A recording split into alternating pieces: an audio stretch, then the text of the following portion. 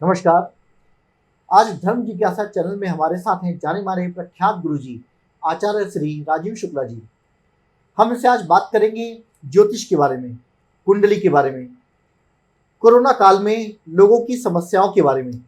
आखिर क्या वजह है कि कोरोना काल इतना गंभीरता से इस बार लोगों को काल के गाल में लेकर जा रहा है। हम गुरुजी का स्वागत करते हैं। गुरुजी, आपका हमारे चैनल में स्वागत है। और इस दुख की घड़ी में हमारे दर्शक हैं ये जानना चाहते हैं कि आखिर ये दुख कब दूर होगा, कब इन्हें कोरोना से मुक्ति मिलेगी, कब इनके सुख के दिन वापस आएंगे। दुख को सुखों में बदलना, यही तो ज्योतिषाचार्य और ज्योतिष का महान विशेष कार्य होता है। जैसे कहते हैं कि गुरु ही रोशनी दिखाता है, गुरु ही बताता है कि हमको किस प्रकार से ऊर्जाओं की, शक्तियों का संरक्षण हमको प्राप्त हो। और ऊर्जा और शक्ति से ही सब संभव होता है, चाहे वो शारीरिक हो, आर्थिक हो, मानसिक हो। ज्योतिष का जो सामान्य अध्ययन करते हैं वो केवल ये बताते हैं कि इस गोचर में ये हो पाएगा या इस गोचर में यानी ट्रांजिट में ये हो पाएगा। वही पुरानी परंपरा से चले आ रहे हैं, लेकिन अपना शोध बिल्कुल भी नहीं इस समय चल रहा है।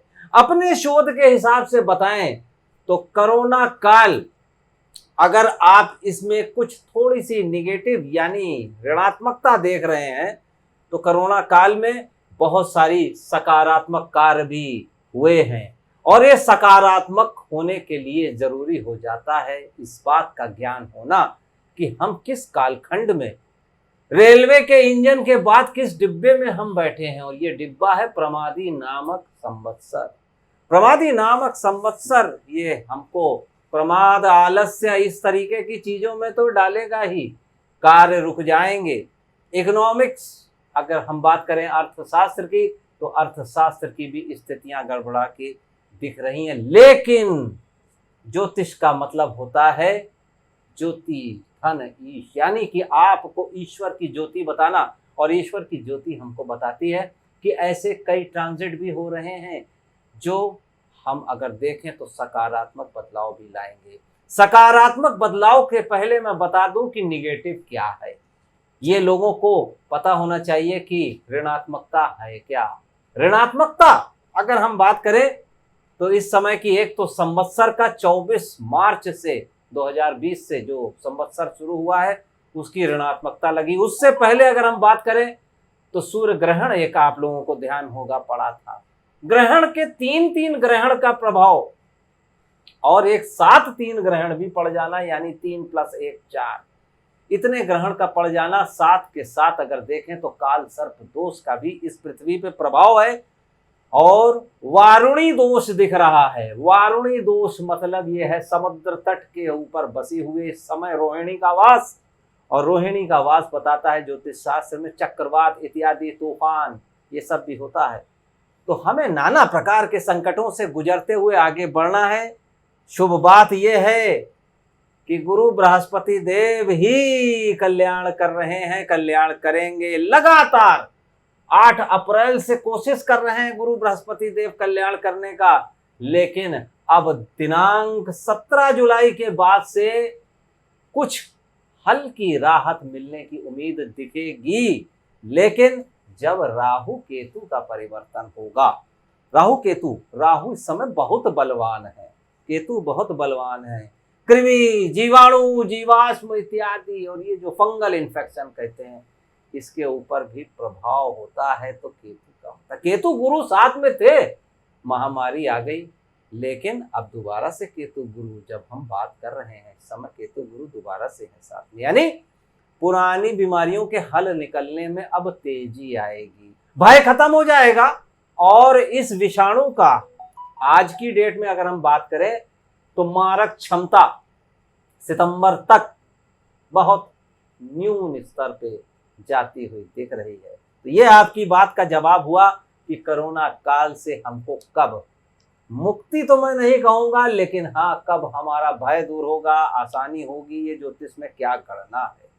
नारद संहिता के हिसाब से सुश्रुत के जो कार्य हुए उसमें अगर हम बात करें तो वैज्ञानिक दृष्टिकोण से अक्टूबर के बाद के 4 महीने मेडिकल साइंस के लिए बहुत ही उत्तम बताए जा रहे हैं। लेकिन ध्यान रहे कि अभी जुलाई, अगस्त, सितंबर, इसमें जल से संबंधित व्याधियां आदियां ये आ सकती हैं। बहुत मुख्य बात बता रहा हूं। क्यों? क्योंकि इस संवत्सर के राजा और मंत्री आपस में परस्पर युद्ध में रहते हैं।